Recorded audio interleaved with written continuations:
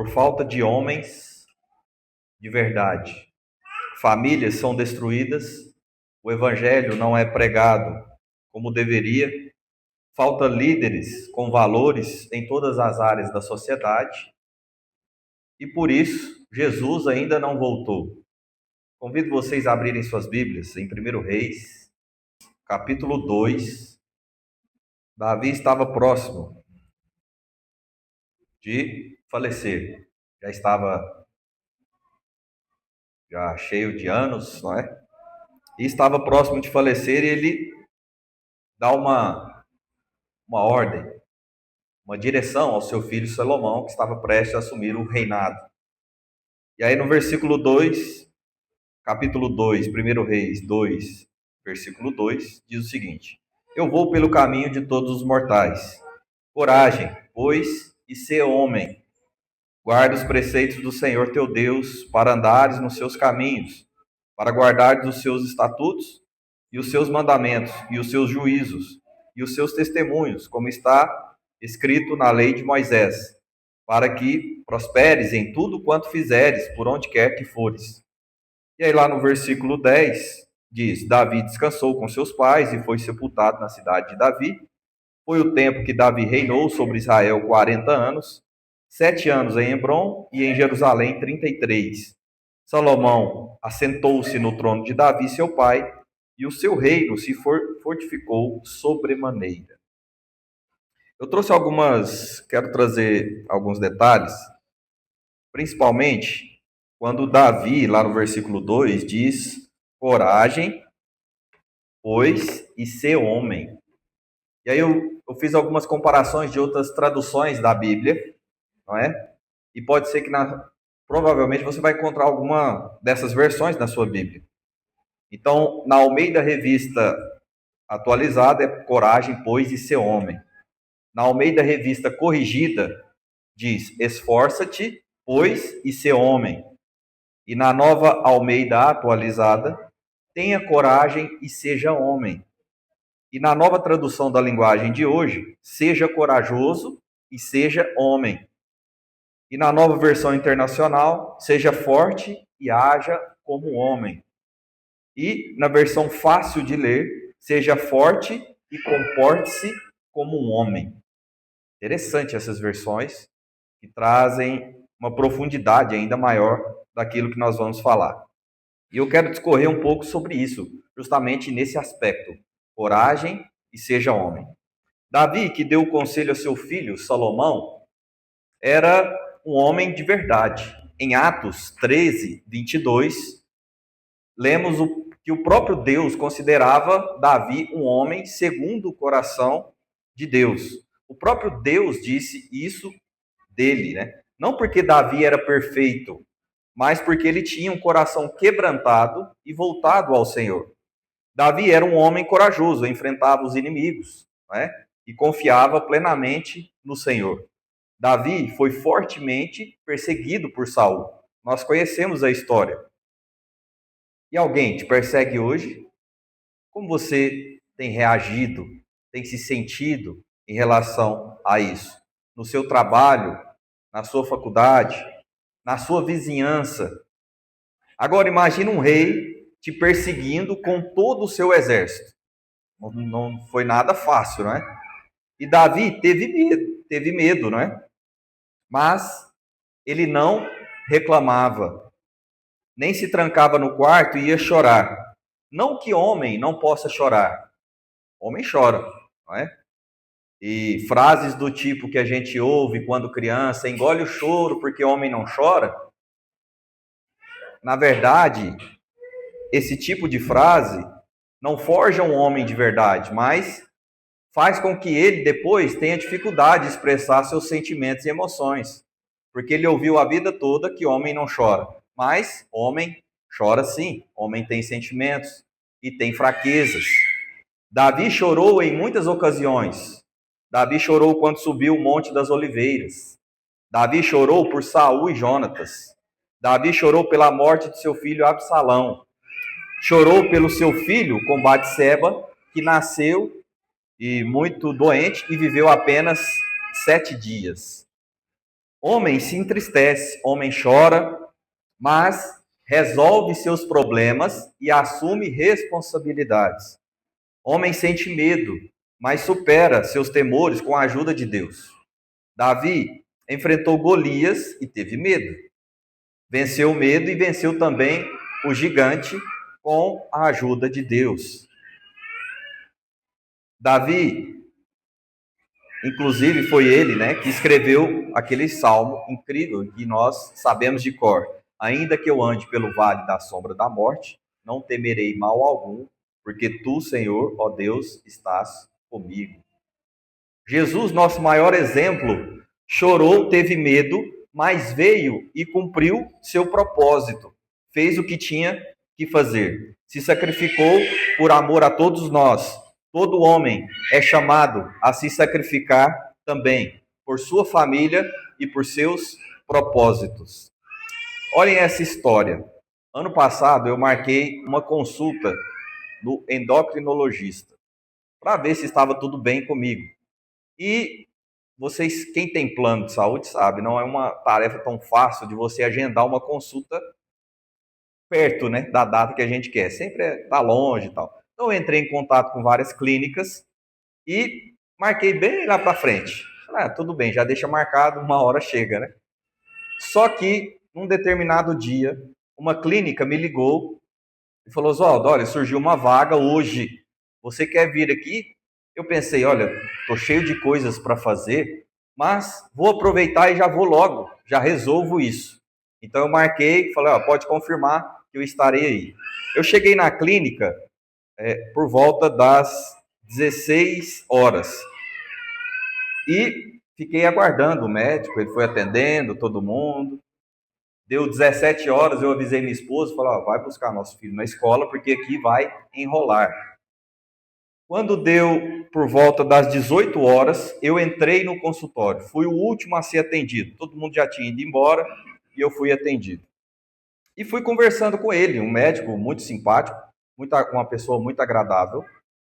E, de repente, ele faz uma seguinte pergunta. Ele diz o seguinte: eu posso te fazer uma pergunta, você me perdoa, você não se incomodaria? Eu falei, sim, pode fazer. Ele falou, você parece ser um homem de bem.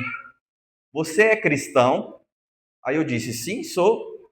E então esse médico começa a desabafar comigo todas as tragédias e mazelas que ele tem enfrentado no seu casamento. E ele começa a chorar copiosamente, dizendo que seu casamento está às ruínas.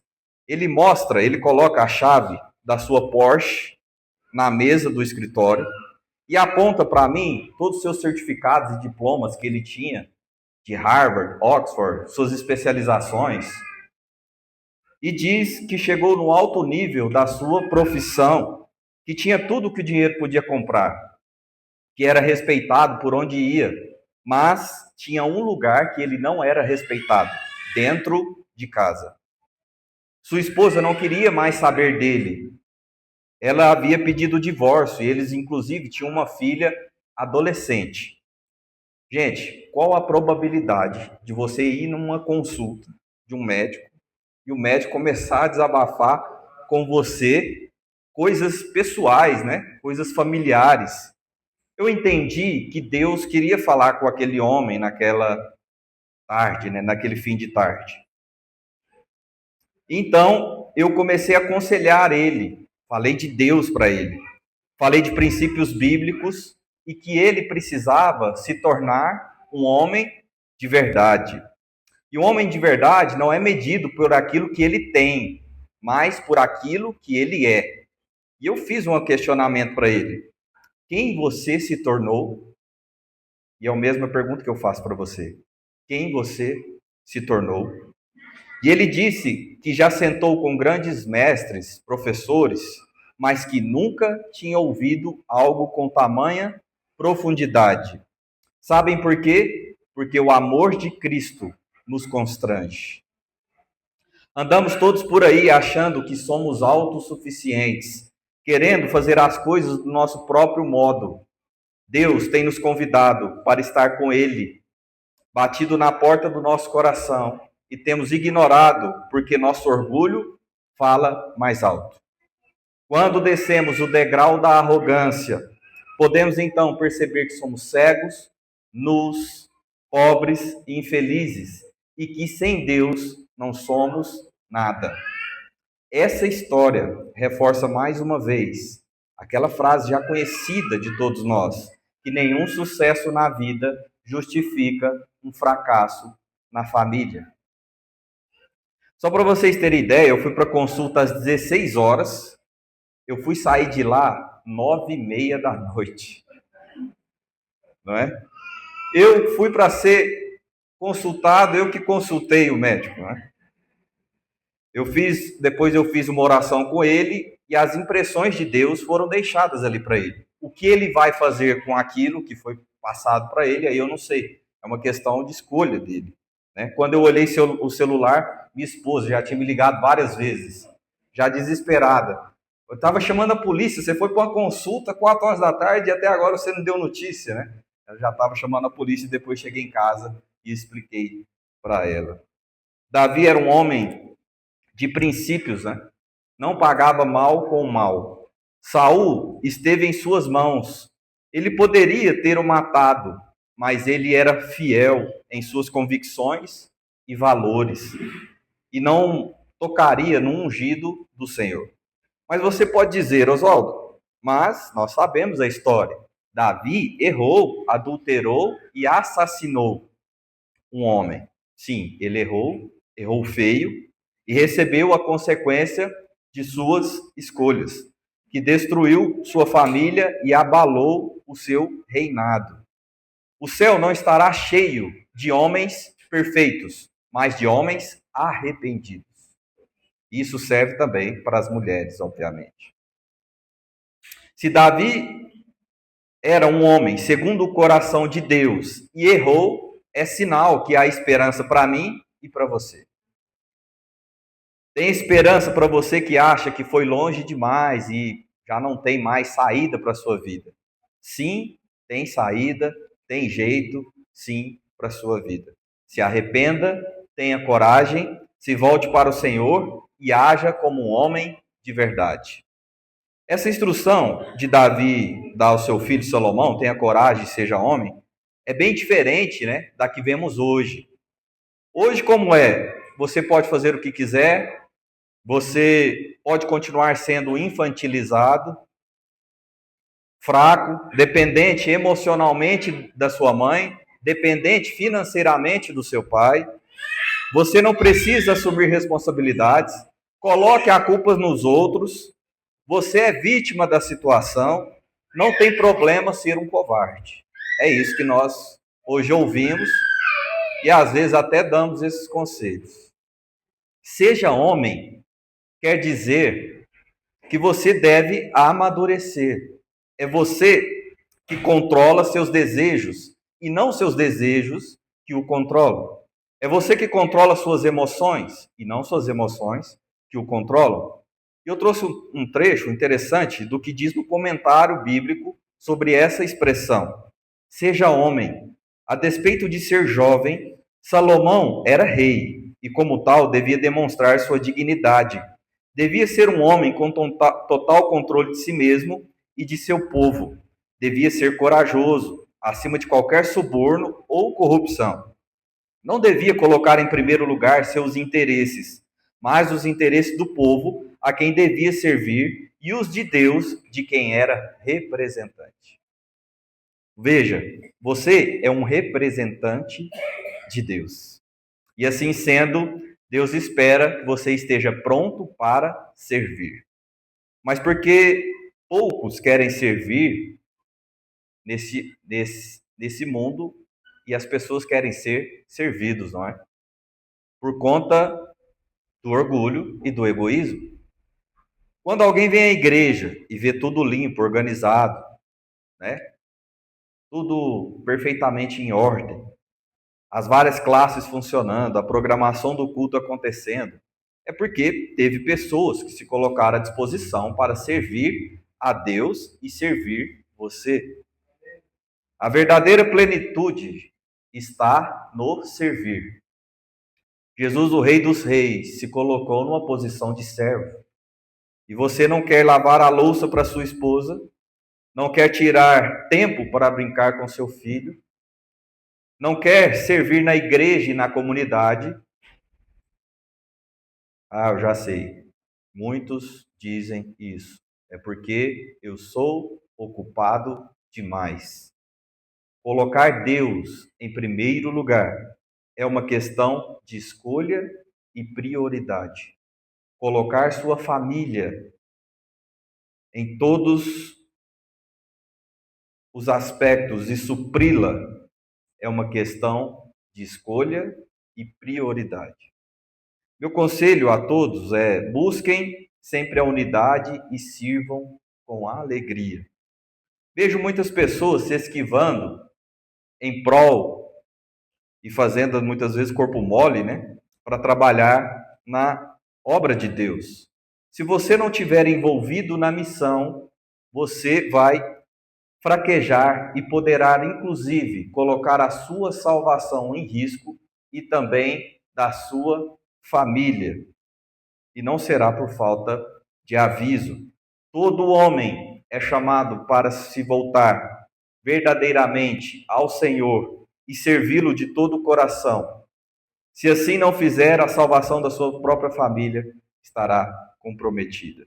Um líder não nasce pronto, mas é formado conforme se coloca à disposição do Senhor.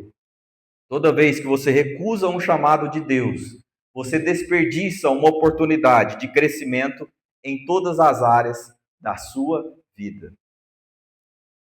O conselho de Davi para seu filho Salomão: sirva o povo e honre a Deus. Não tem uma definição exata de quantos anos Salomão tinha quando ele assumiu o trono. Estudiosos apontam que ele tinha entre 12 e 18 anos. Para você, com qual idade alguém deixa de ser um garoto, um adolescente, para se tornar um homem? Com 16, 18, 21? Sabe quando isso acontece? Quando o pai dá uma palavra de ordem e abençoa o filho. Assim como Davi fez: seja homem e corajoso. A partir de hoje, assuma as suas responsabilidades. E o libera emocionalmente, espiritualmente, para se tornar um homem. Cortando assim o cordão umbilical emocional com a mãe e o liberando para seguir a sua vida e prosperar nos seus caminhos. Para a filha mulher é a mesma coisa. E na ausência do pai, quem dará essa palavra de ordem e a bênção será a mãe. Isso explica porque hoje vemos muitos homens de 30, 40, 50 anos que ainda convivem com os pais e são extremamente infantilizados, enquanto existem rapazes de 15, 16 anos que já assumem responsabilidades e são muito maduros. A maturidade não vem com os anos, vem com a consciência daquilo que eu preciso fazer e da minha capacidade de resolver problemas. Davi deu a palavra de ordem e a bênção a Salomão, que tinha por volta de seus, vamos colocar aí, 15 anos. Imagine, 15 anos você assumir um reinado, conduzir toda uma multidão de gente. E que naquele tempo deixa de ser, então, apenas um garoto e passa a ser um homem. E qual a principal diferença de um menino para um homem? O menino faz muitas vezes o que quer. O homem faz aquilo que precisa ser feito. O menino não assume responsabilidades. O homem assume responsabilidades. O menino foge diante de um problema. O homem resolve os problemas. Acontece que tem muitos cristãos que se dizem homens agindo como meninos. Dentro de casa, na igreja, no trabalho.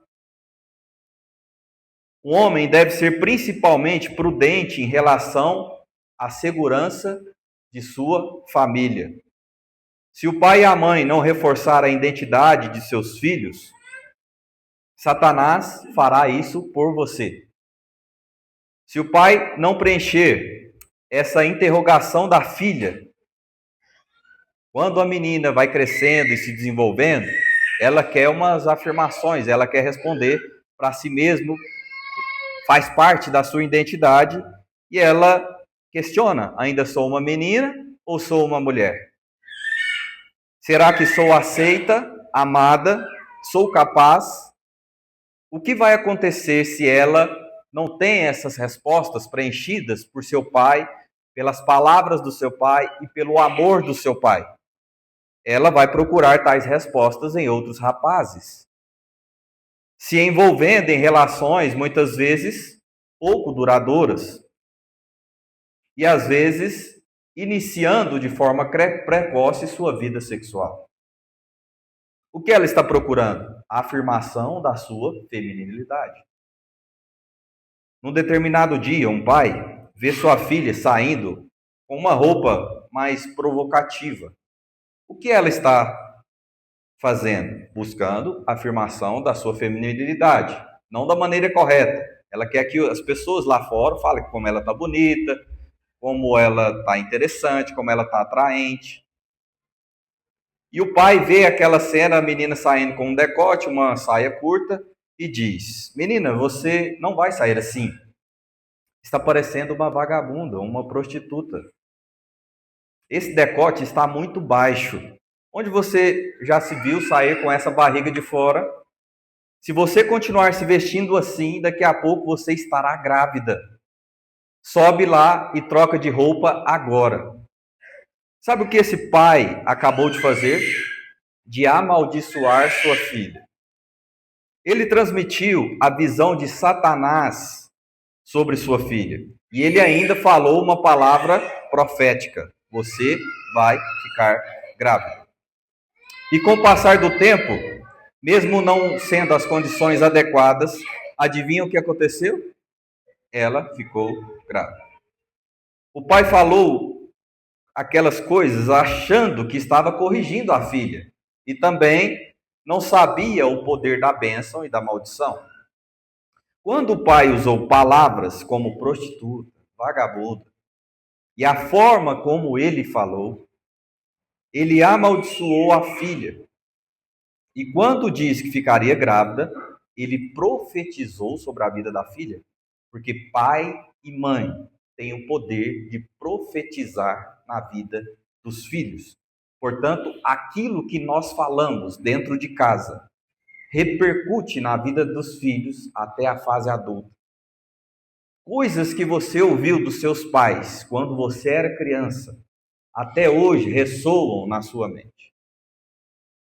Tem um outro caso que o rapaz foi preso e ele questionado: por que você teve essa conduta, tráfico de drogas? E ele falou assim: porque as palavras da minha mãe ressoam na minha mente até hoje. E o que ela dizia? Que eu não presto para nada, que eu sou burro, que se eu continuar assim eu vou ser preso. E hoje, nesse momento, está se cumprindo aquilo que a minha mãe me falou o tempo todo. Então esse pai disse coisas para a filha que prejudicou sua identidade, mesmo que sem querer. Nenhum pai acorda e fala: olha, eu vou amaldiçoar meus filhos hoje. Mas às vezes o nosso nervosismo, a nossa impaciência, por não termos sabedoria naquilo que estamos falando, nós transmitimos a mensagem de Satanás aos nossos filhos.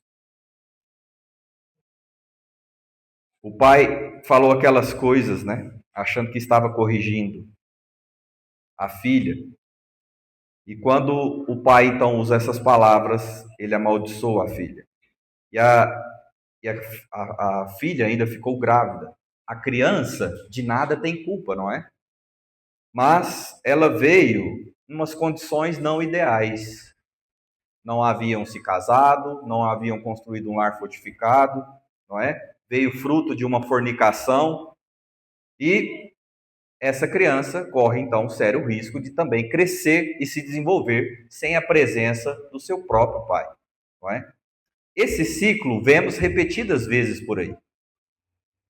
O pai que não é presente na vida do filho, ou porque se divorciou da mãe ou abandonou o lar mas, ou às vezes o pai está até ali na família, mas é um pai ausente, né, austero, que não tira tempo de qualidade com seu filho, abraçar seu filho, brincar de lutinha com o filho, isso tudo faz parte para você transmitir a verdadeira identidade do seu filho, para ele entender que você está ali, que você é presente, jogar bola com ele, são atividades que são necessárias que o pai deve fazer com os filhos.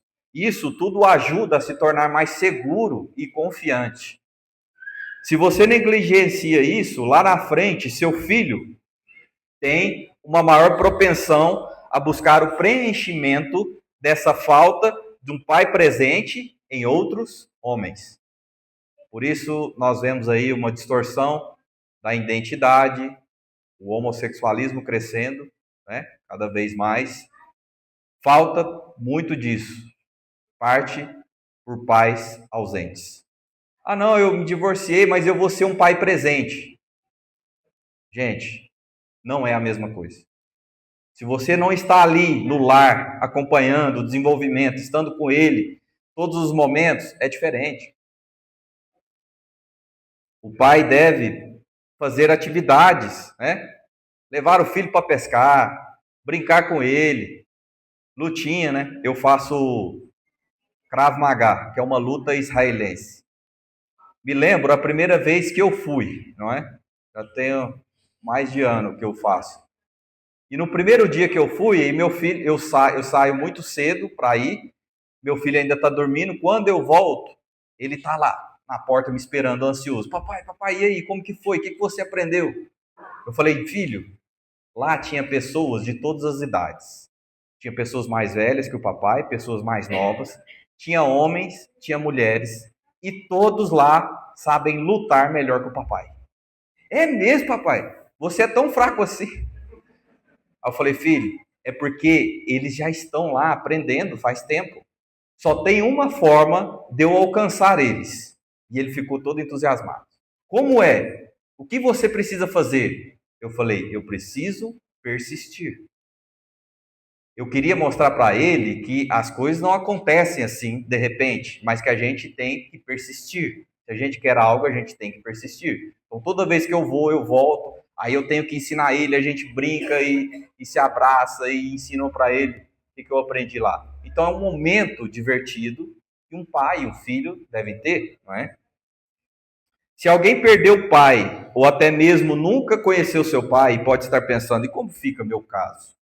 Veja, o próprio Deus, que é o nosso poderoso Pai, pode preencher todas as lacunas emocionais, ou ele pode providenciar um servo de Deus, que lhe dará uma palavra de ordem e de bênção. Maridos casados com esposas que tiveram pais ausentes, seja mal ou ruim, vocês devem ser o elo da bênção para suas esposas. Vocês devem abençoar suas esposas. Vocês devem abençoar seus filhos. Se o pai não está presente, a mãe deve abençoar os filhos. Independente se o pai ou não está, a mãe também tem esse papel de abençoar os filhos, forjar seu caráter e sua identidade, sua personalidade, não é? A presença masculina no contexto familiar é tão importante que, na falta do homem, Deus enfatiza que devemos cuidar das viúvas e dos órfãos. Inclusive, esse passa a ser um papel de toda a igreja, não é? Porque mães, né, que passam por uma situação dessa é muito mais difícil, é muito mais complicado. A mãe tem que se sacrificar em dobro, cuidar do filho, trabalhar lá fora. Por quê? Porque teve um pai omisso, né? Ou, às vezes, por uma circunstância da vida, esse homem veio a falecer. Que pode acontecer, afinal, nesse mundo, né? Não existe estabilidade. E o que fazer com os filhos que já são adolescentes e estão rebeldes? Aqui pode ter casos assim. Não é? Meu filho não quer saber da igreja, não, ele anda muito rebelde, não quer saber das coisas de Deus. O que vocês vão fazer, pais que enfrentam esse tipo de situação? Filhos na adolescência, Muitas vezes eles são rebeldes porque não foram reforçada a identidade deles, sabe? Na infância, às vezes vir para a igreja era sempre uma tortura, era gritos dentro de casa, tudo era na marra, tudo era na ameaça. Quando o filho também se revolta porque o pai e a mãe é uma coisa dentro da igreja, em casa é outra. O filho vai vendo aquilo e ele fala: não, eu não quero isso para mim. Então o que vocês vão fazer? Primeiro, você precisa pedir perdão. Sentar com seu filho, adolescente, olhar nos olhos dele e dizer: filho, papai errou com você. Papai não sabia muito bem como conduzir você, como te educar da maneira correta. Papai falhou várias vezes. Perdão pelas vezes que não brinquei o suficiente com você, ou que perdi a conexão contigo. Mas, perdão, meu filho.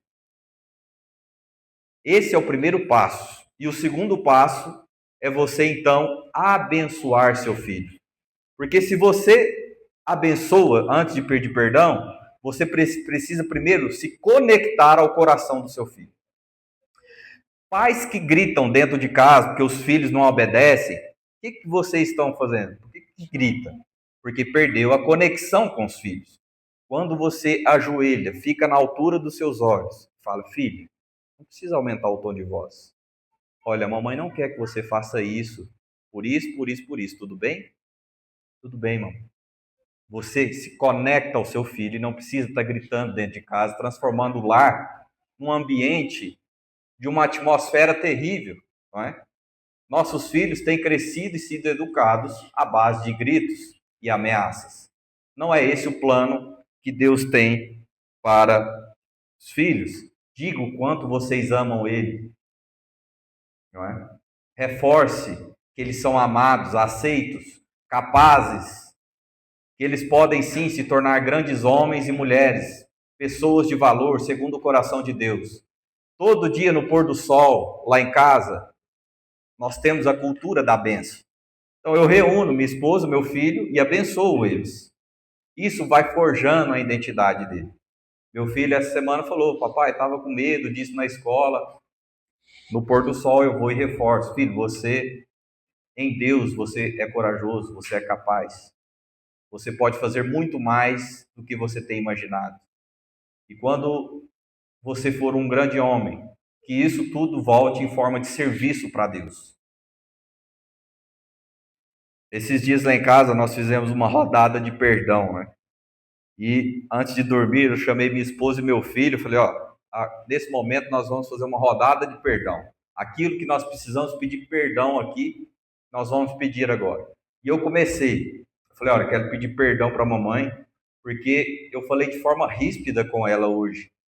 E aí a minha esposa: eu quero pedir perdão para o Nicolas, porque eu fui impaciente com ele hoje quando eu fui ensinar o dever de casa.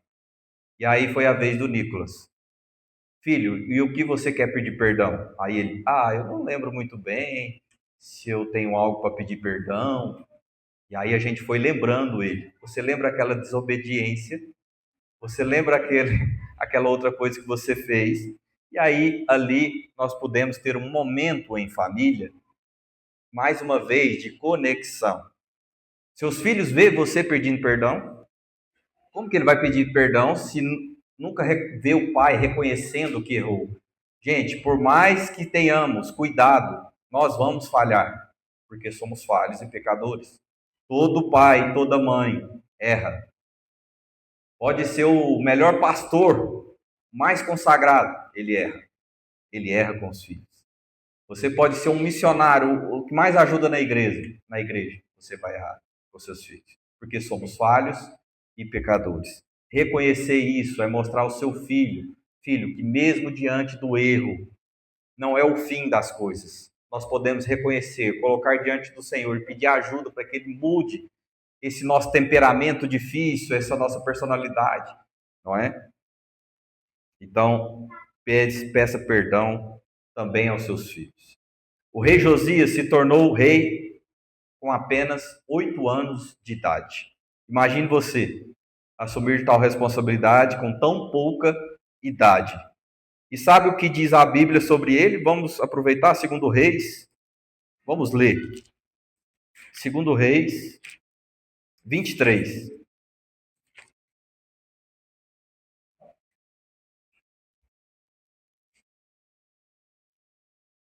23, 25, versículo 25.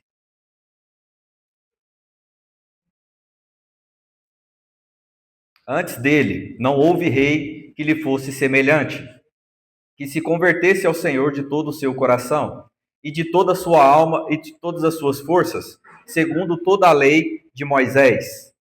E depois dele, nunca se levantou outro igual. O rei Josias reinou com 8 anos, assumiu o trono com 8 anos de idade. E seu reinado durou 31 anos.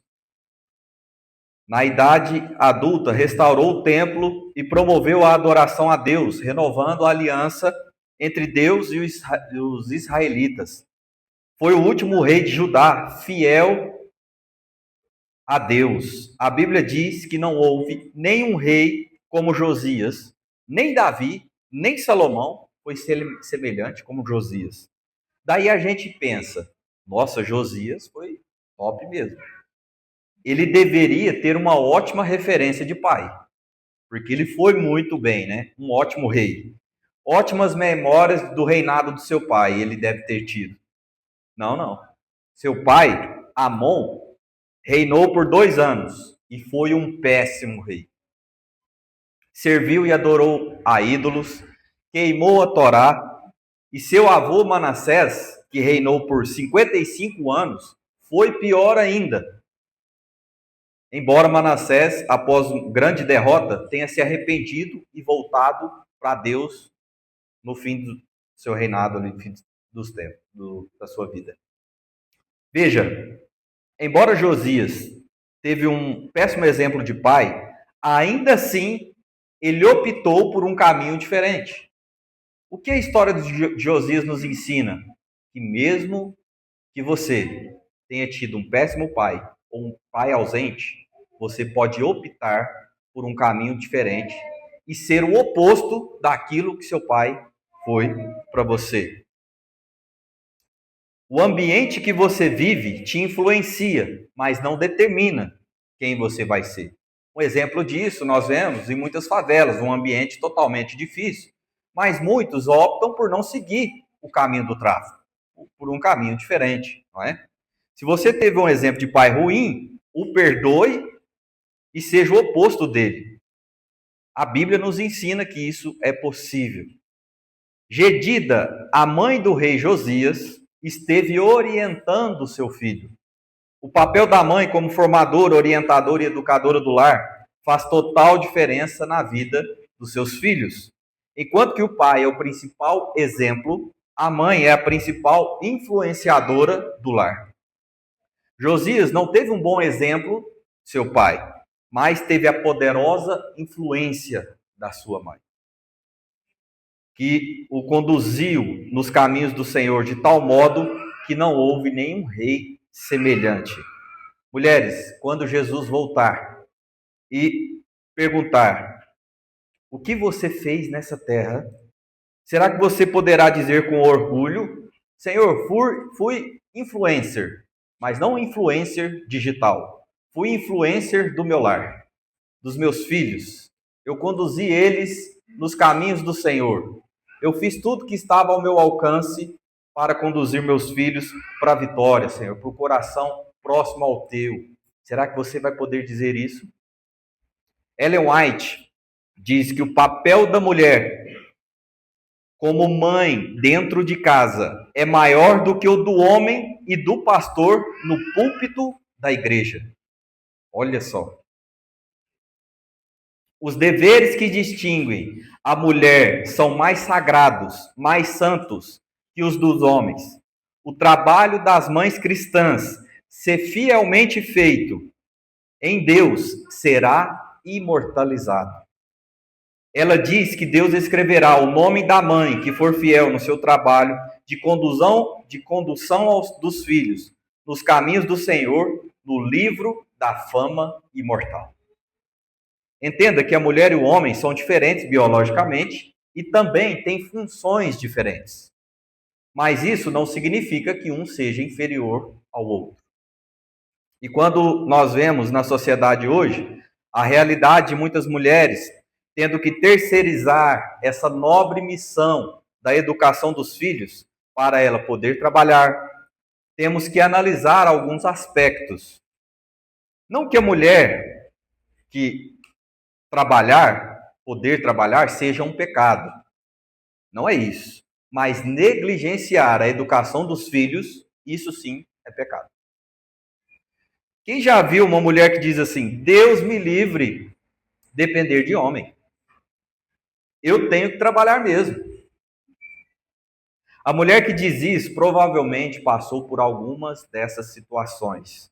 Na infância, viu sua mãe sofrendo por um pai omisso, ausente, às vezes beberrão e mulherengo.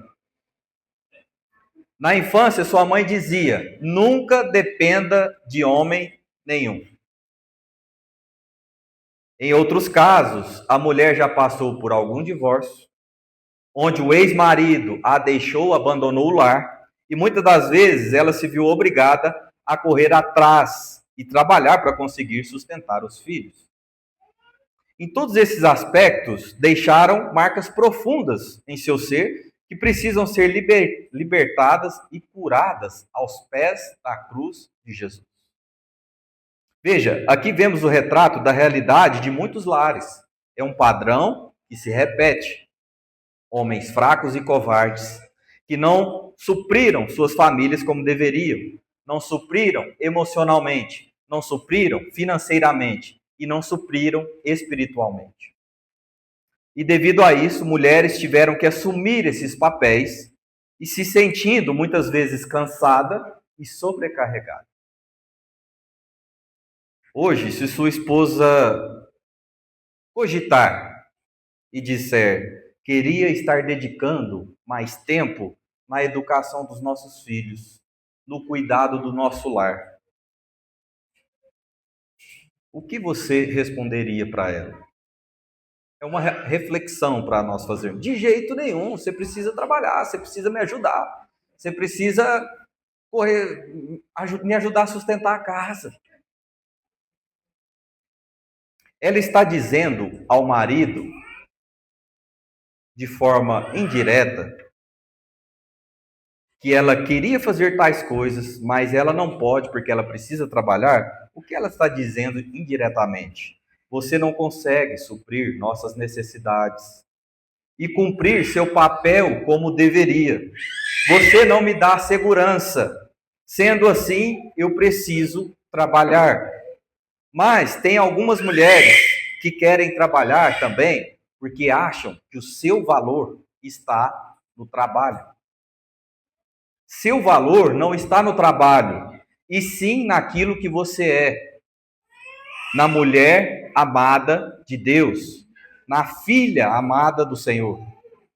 Seu valor não está naquilo que você faz ou na sua função, mas naquilo que você é. Homens inseguros geram uma família insegura. Um homem inseguro torna inseguro também sua esposa, que por sua vez geram filhos inseguros. Uma casa sofre debaixo de muitas discussões e incertezas.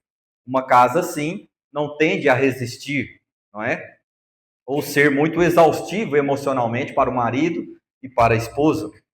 Homem, o que a sua esposa espera? Sua esposa e seus filhos esperam de você que seja forte e corajoso e seja homem. Assuma as responsabilidades, gere segurança, honre a Deus e tenha empenho em servir. Você precisa dos 3 P's. Provedor, protetor e ser pastor, patriarca do seu lar. Homens, governem com coragem e sabedoria. Mulheres, se permitam estar sob a governança do seu marido. Vocês são a rainha do lar e, como rainha, devem se comportar como uma. Esse cansaço excessivo, esse turbilhão de coisas que está carregando, não precisa ser assim. O fardo Está pesado porque você está assumindo o papel que não é seu.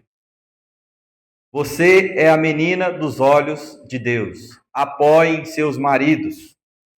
Vocês são as principais influenciadoras da casa de vocês. Uma palavra de apoio, de encorajamento ao seu marido, aos seus filhos, pode mudar toda a realidade e o curso da sua família. Quando o marido chega cansado do trabalho, você vai despejar mais problemas na cabeça dele, reclamar, ou você vai abençoar? Fala, meu bem, você está cansado, as coisas não aconteceram como deveria acontecer, mas eu acredito em você. Você é um homem incrível. Esse homem, gente, amanhã ele vai sair com muito mais disposição. A vida dele vai melhorar. Ele vai trabalhar com muito mais empenho para trazer, para prover vocês financeiramente. Só que o que acontece? O homem chega em casa e a mulher descarrega ainda mais problemas na vida dele. Não que não possam compartilhar os problemas, mas tem problemas que a mulher ela consegue solucionar sozinhas e não precisa trazer e reclamar o tempo todo diante do homem. Né? Um dia eu preguei aqui sobre reclamação. Falar com amor, com doçura. As mulheres têm perdido a doçura. Mulheres querem bater de frente com os homens e aí há o choque, há o conflito, não é? As mulheres, se elas souberem o poder que elas têm, quando elas conseguem ser doces, elas conseguem tudo do marido. Tudo. E aí vocês vão ser tratadas verdadeiramente como rainhas, como vocês merecem. Outro dia eu preguei sobre reclamação. A reclamação causa muitos prejuízos no lar, no psique e na condução da nossa vida, inclusive prosperidade em todos os aspectos da nossa vida. Parem de reclamar. Parem de reclamar. Inclusive, foi um dos pecados que impediu o povo de alcançar a terra prometida. Uma família bem ordenada em Jesus Cristo fala mais a favor do Evangelho do que qualquer sermão que se possa pregar. O reavivamento que a gente espera que aconteça na igreja, primeiro acontece dentro da nossa casa. Você quer que Jesus volte? Então vá para casa, restaure seu lar e ame sua família.